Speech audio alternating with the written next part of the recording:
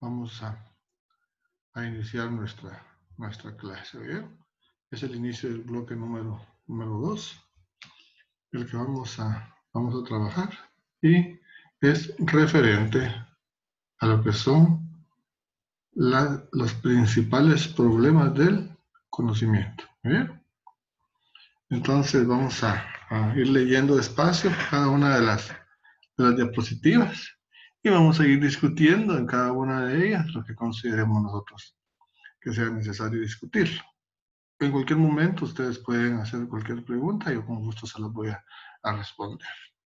Entonces vean, acá dice, la posibilidad del conocimiento es un problema filosófico sin solución definitiva, que enfrentamos todos aquellos que tratamos de explorar, describir, explicar, interpretar y comprender cualquier realidad.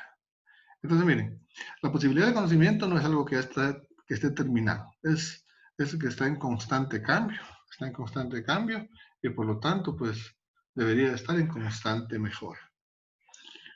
Dicho problema se puede resolver con conocimiento o desconocimiento del hecho, utilizando distintos supuestos filosóficos. Entonces, los problemas del conocimiento se pueden resolver con base a distintos supuestos filosóficos.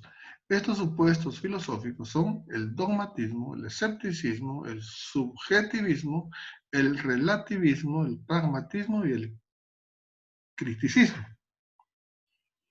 Entre estos hay otras corrientes también que son, como quien dice, una parte intermedia entre dos de ellos, ¿verdad?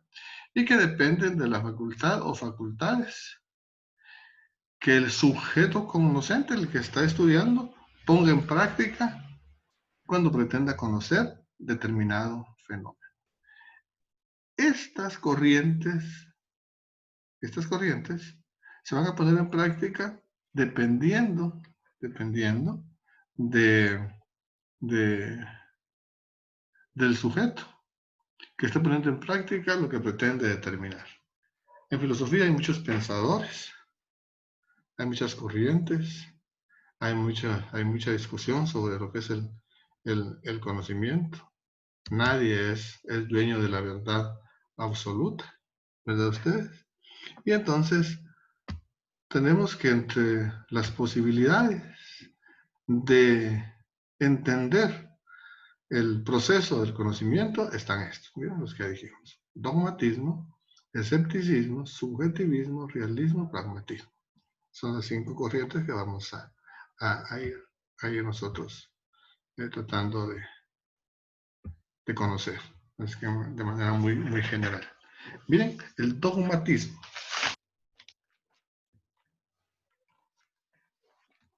Dice, el dogmatismo es una posición filosófica respecto de la posibilidad del conocimiento, que considera que es factible expresar verdades ciertas e indudables, que no están sujetas a ningún tipo de revisión o crítica. Son los famosos dogmas.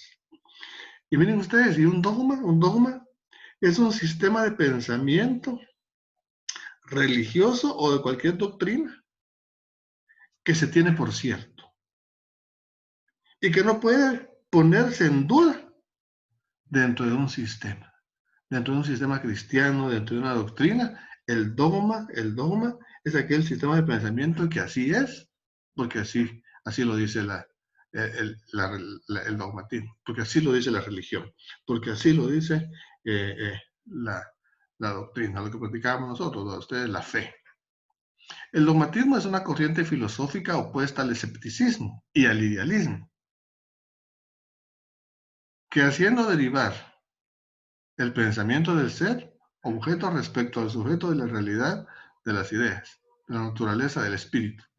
Dios mismo es concebido eminentemente en la naturaleza, e identificado, por tanto, como un todo que contiene hasta lo último. Es lo último, ya de ahí para allá no hay más.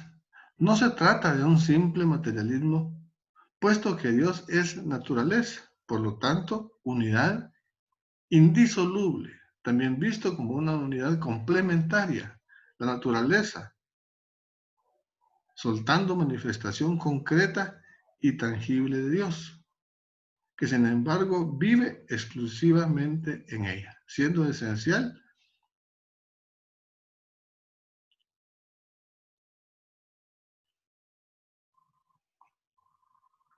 para conforme a objeto convertirlo de sí igual, que está al objeto. Miren, el dogmatismo en sí es una corriente filosófica que sostiene ciertos principios, ciertos contenidos que no están sujetos a ningún tipo de discusión. Esto así es, esto así ha sido y esto así será. Y quien quiera contradecir un dogma dentro de una religión o dentro de una doctrina, ya lo puede catalogar como un hereje. Entonces el dogmatismo, fíjense ustedes, considera que las verdades dichas en ciertas doctrinas, en ciertos principios, ciertas religiones, son verdades que no pueden entrar a revisión, mucho menos a discusión, mucho menos a dudar de ella. A ustedes, el dogmatismo tiene que ser una fe ciega, una fe total.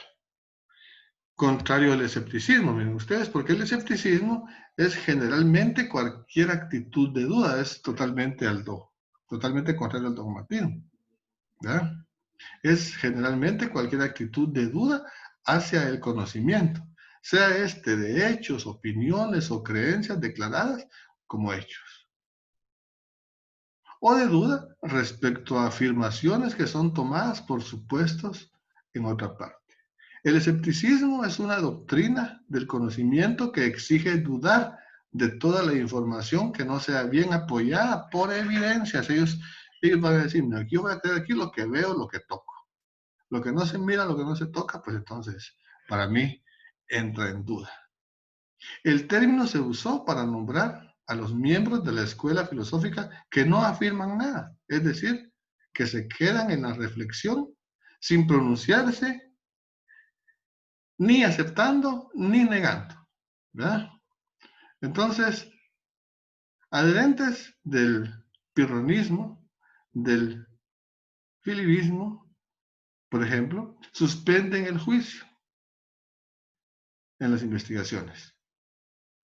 Los escépticos pueden incluso dudar de la fiabilidad de sus propios sentidos. El escéptico muchas veces dice, ni yo mismo me conozco, ni yo sé cómo voy a actuar en ciertos momentos, ¿verdad? Entonces, mucho menos voy a creer lo que me están diciendo tal y como me lo dicen. Yo pongo en duda mientras no me demuestren evidencias. Por ejemplo, yo no sé cómo voy a actuar si yo veo con mi hijo pequeño y un perro grande se me pone enfrente, por ejemplo. No sé si voy a salir huyendo, no sé si lo voy a enfrentar, no sé si voy a poner mi vida, ¿verdad? Entonces, por ejemplo, una madre no sabe cómo actuar ante determinadas situaciones. Ni uno mismo se conoce, y mucho menos va a confiar uno de lo que dicen otros. ¿Sí? Entonces, el escepticismo es la corriente filosófica opuesta al dogmatismo. El dogmatismo es una fe ciega. El escepticismo es algo que se pone en duda y mientras no sea para mí algo con evidencia, yo lo pongo en duda. No lo creo al 100%. Eso es el escepticismo. Y se aplica pues en todo sentido. Vieron ustedes que la filosofía se aplica en todo sentido. Y tenemos también ahora lo que es el subjetivismo. Esto es subjetivo, esto no es lo contrario a lo objetivo. El subjetivismo, dice, es una postura filosófica que toma como factor primario para toda verdad y moralidad la individualidad psíquica y material del sujeto particular, siempre variable e imposible de trascender hacia una verdad absoluta y universal. El subjetivismo limita la validez de la verdad al sujeto que conoce. Para él es una verdad, pero para otros de repente no. Juzga principalmente según su entendimiento lo que es para él y en consideración a su realidad específica, o sea, a su entorno. a su interacción social, entendida no como un hecho externo, sino como parte constitutiva del sujeto. Es decir, afirma que el conocimiento solo es posible de manera limitada. Es lo que decíamos, ¿verdad? Ustedes, de que el conocimiento, no todos conocemos la verdad absoluta, nadie es propietario de la verdad absoluta. Yo conozco mi verdad, Plinio conoce la verdad de su verdad, Rebeca conoce la de ella. Para ella es un 9, está patas arriba es un 6, si tiene razón, ¿verdad? Porque todo es subjetivo, subjetivo. Lo objetivo es aquello de que no cambia, es aquello que está dado, por ejemplo, cuando se dice algo con base a una teoría ya determinada. Además es subjetivo. Todos pensamos diferente, todos actuamos diferente en una diferente circunstancia. Entonces eso es subjetivo, eso no es subjetivo. El objetivo es algo que se concreta, algo que se cumple, algo que se ve, que se alcanza. Lo subjetivo es algo que está como en el aire a ustedes y tiene mucha relación con el relativismo, el subjetivismo. Ya ven ustedes por qué. Porque el relativismo sostiene que los puntos de vista, no tienen ni pueden llegar a tener verdad ni validez universal, sino que solo poseen una validez subjetiva, encuadrada en los diferentes marcos de referencia. En general, las discusiones sobre el relativismo se centran en cuestiones concretas. Así, el relativismo genociológico considera que no hay una verdad objetiva, dependiendo siempre la validez de un juicio de las condiciones en que éste se enuncie. El relativismo moral sostiene que no hay bien ni mal absoluto, sino que dependientes de las circunstancias concretas. Similares postulados se defienden tanto en el relativismo lingüístico y en el relativismo cultural. Porque para algunos puede ser malo, pero para otros puede ser bueno, ¿verdad? Para algunos puede ser negativo, para otros puede ser positivo, dependiendo de la cultura donde lo vean, ¿verdad usted? Antes decía, bueno, una sola persona tenía varias esposas, y las esposas tenían varios hijos porque veía a la familia como una empresa. Mientras más hijos tenían, más iba a ser grande su empresa, lo veían bien. Y en otros lados lo veían mal, decían, no, si el esposo es solo para una mujer, y cómo va a ser eso. Entonces, la cultura, por eso ya habla del relativismo moral, ¿no? Ustedes. Entonces, es relativo el conocimiento. El conocimiento desde el punto de vista del relativismo, lo ven así. Que para uno puede ser positivo y para otros puede ser negativo algunas situaciones que se dan a ustedes en la vida. Porque la filosofía es la que ha venido estudiando todo el proceso de avances de la vida, del proceso de avance de la vida. Y el pragmatismo, miren, el pragmatismo es una tradición filosófica centrada en la vinculación de la práctica con la teoría. Describe un proceso en el que la teoría se extrae de la práctica y se aplica de nuevo a la práctica ya de una forma denominada práctica inteligente. Toda teoría, así como ustedes, su proyecto de extensión, ¿verdad?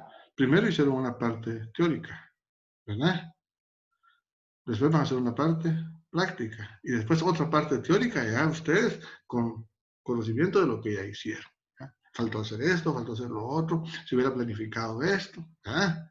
Entonces, ya es una práctica inteligente con base a la teoría, pero que la teoría se formuló con base a una práctica ya existente, ya se ha hecho otras veces. Posiciones importantes, características del pragmatismo incluyen el instrumentalismo, el empirismo radical y el verificalismo, la realidad conceptual y el filibilismo. Son otras corrientes que están enmarcadas dentro de los límites de estas dos tres. Existe, dice, un consenso general entre los pragmatistas que la filosofía debe tener en cuenta los métodos y los conocimientos de la ciencia moderna. La piedra angular del pragmatismo es la redención de la idea de verdad y otras nociones como el bien y la belleza. En la filosofía post-kantiana de Kant, aunque según los pragmatistas el conocimiento objetivo podría ser imposible, un conocimiento objetivo va a ser imposible, pero puede redefinirse la verdad como aquello que funciona desde nuestra limitada forma de experiencia de la realidad. La experiencia de la realidad nos enseña mucho. Uno muchas veces, si aprendiera de la realidad de otros, fuera bueno, pero muchas veces uno tiene que experimentar en carne propia algunas situaciones para tener conocimiento real del hecho. Y por eso dice que se puede redefinir la verdad como aquello que funciona desde nuestra limitada forma de experiencia de la realidad. A través de la experiencia de la realidad, yo voy a adquirir conocimiento, voy a adquirir una verdad. Solamente aquel que ha bebido, que ha sufrido, que ha